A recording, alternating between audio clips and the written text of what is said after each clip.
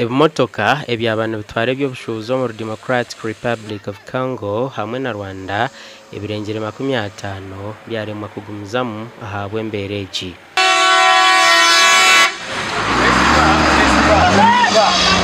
Hinabatura twaganiraho nabo abarebe embereji nebaho. Kubo kwaco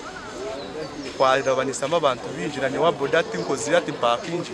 obwa ati abantu baranjura pici nabo kushabi kandi ba boss nabo barashireba kuna iruko kinana nibi ngo iruko kutenguka bamezi gashenyishomera ruguru ari St John zikumba primary school kubwe cyashita kagarukaga bikabiri rero ditamaka kungamwe natenjura ko yagwire yagwa nyingi munonga amezi gona galetuku shebe ya galetukumba galetwa mukadongo galetwa muzirante amezi gakanyagija kugakanya gatera kalivati zone za zirimu zagenda galeta amabale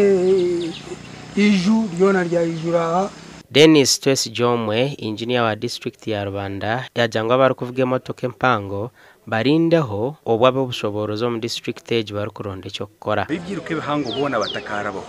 bakoze kwirukanga ngo yononda ngo warabeho kandi urukuto rukemera rukashundara kimwe because hat sound ground yona yabire saturated itite karigona ryijurira mu mizi cyukumanyisa ngo kandi ukona nakagenda and you can't do anything so cyangwa umuntu ngo abibyiruke bihango twikiriza aba boda n'aba taxi babino barabaho umutuko buke aho twaza kora makoraga aba Uganda National Roads Authority babatakakire hamwanyogu bitwaganiraho no mugambirizo wo kitongoreki ahasum Alan Sempebwa ahanshongeji gasha kwa job na manya apuli omurikabari.